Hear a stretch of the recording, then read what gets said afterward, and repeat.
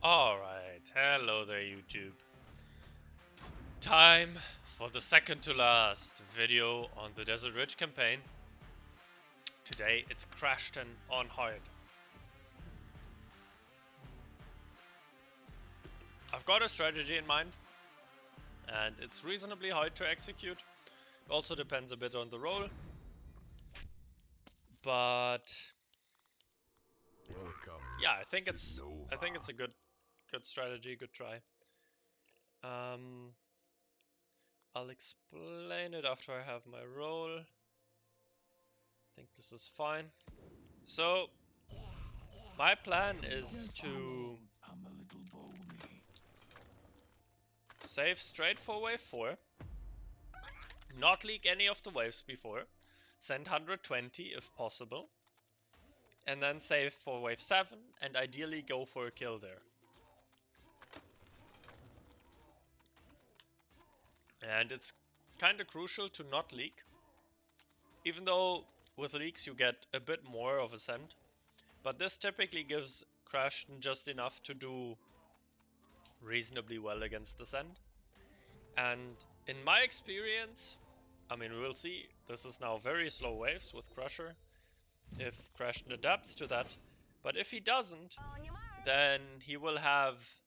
Do I want to build? No. Then he will have 3 Devilfishes, this Oathbreaker, and this Chained Fist for wave 4. And I can probably send 120, and that should leak him very, very good and give us a very big King HP advantage. And then wave 7, if he doesn't have enough money for Millennium, he will add a cat, and we can definitely leak the cat by just sending either Triple Brood or Mimic Brood, which is the hope.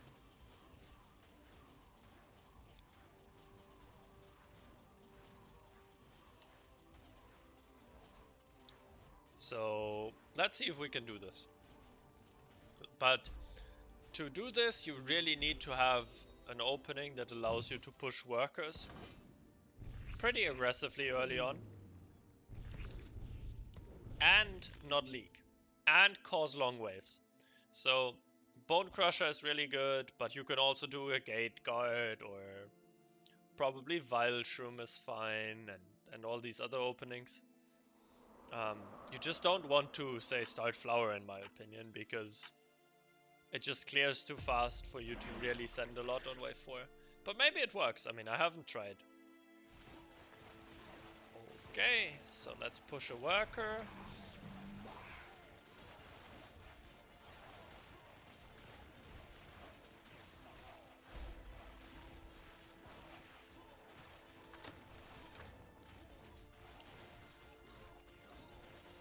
So I'm not sure what the best send is on wave 4. I am going to try Fiend and Brute. The idea behind it is that the Fiend is a really, really good tank, and the second Fiend would also be a really, really good tank, but I really want to have some oomph at the King. So I'm sending the Brute mostly for King damage, and I'm not sure if it's worth it. I would need to do a lot more testing to really confirm this. Maybe double Fiend is better, maybe it's even worth to go Lizard and Snail when the Lizard is an income, I'm not sure. But yeah, as you can see, he has exactly what I said he would have, which is good. The Oathbreaker is not even being attacked, which is also good.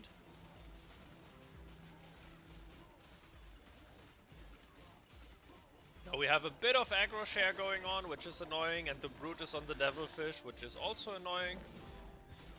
But this looks like a very big leak. Yeah, I'm very happy with this. Yes, my lord. I'm gonna push 1 only though.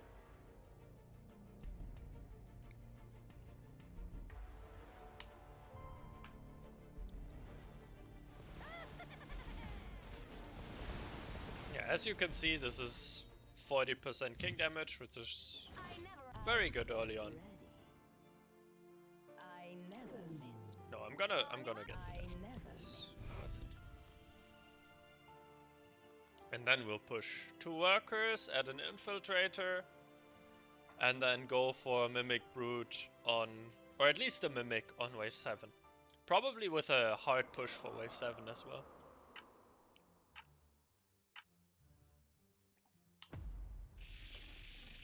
So I think if you really want to try hard this mission, it might be worth to lock in the Bone Crusher, just because it kind of guarantees this wave 4 scenario.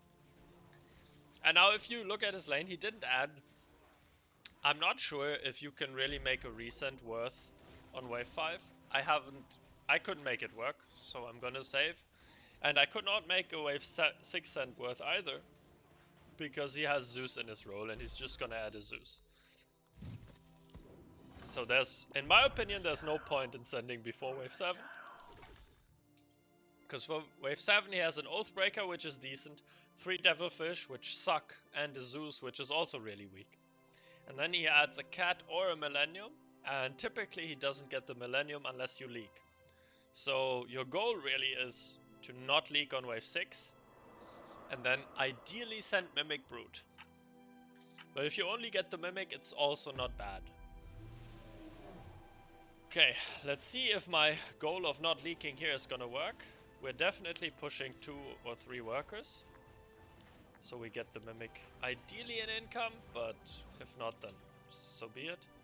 Then I might just pivot and send 3 Brutes.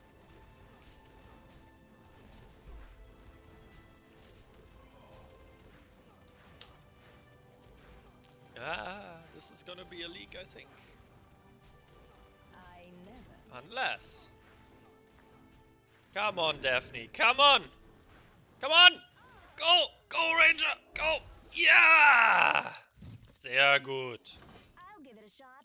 Oh, easy. Not even worried. Never worried.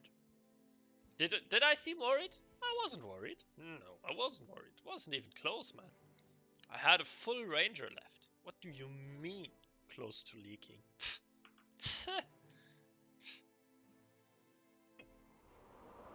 Okay, so let's consider our options. I think one option is always to go for a resend on 8, but my resends on 8 have not really worked out properly so far. What I've had success with is a send on 9. So I'm gonna push, potentially leak a bit on wave 8, but hopefully not too much, and then go wave 9 and end the game on wave 9. If we don't end the game on wave 9, we're probably losing, because Crashton is already snowballing like crazy. But this is gonna be a lot of king damage.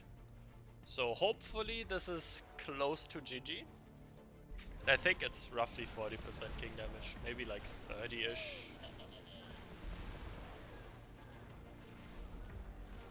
Yeah, okay, 22% left, that's good. He's on fire, of course, because he has 7 million workers, because he gets 1 for free.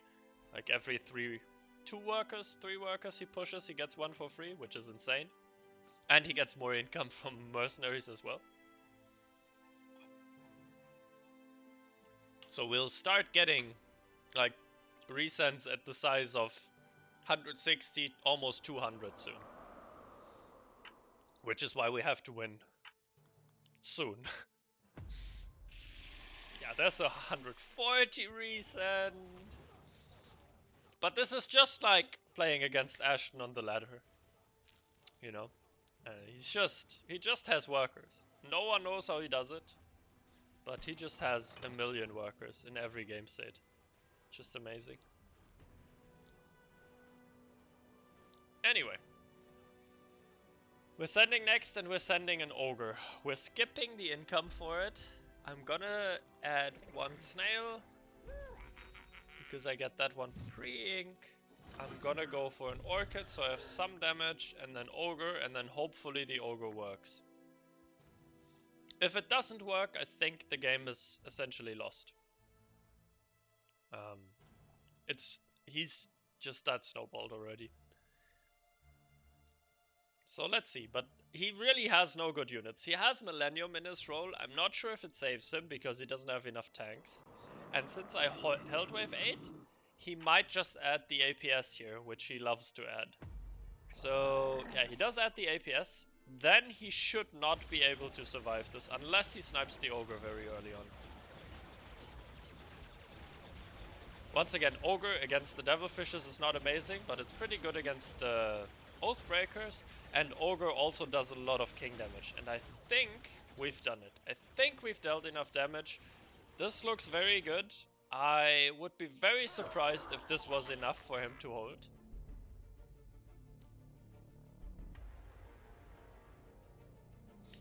Come on, Ogre. Come on. Club the king. Club it. Nice.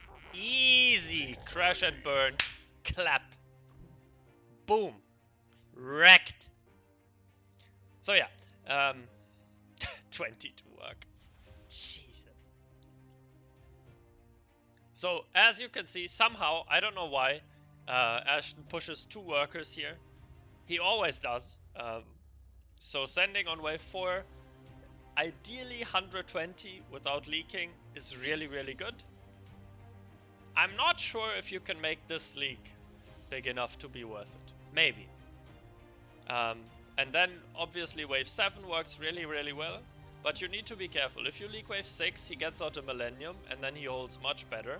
And even then you would say, okay, maybe I can resend on 8. I don't know.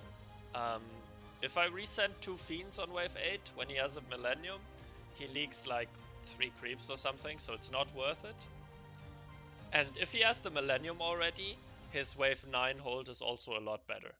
So you really want to force this build, and this is really punishable in this way. So I think if you want to be consistent, probably Crusher Lock-in is the best option you have.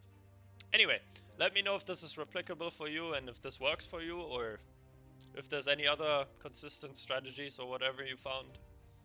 And then I'll see you in the last video where we will beat Victra on hard mode. Probably the hardest campaign boss I've ever faced.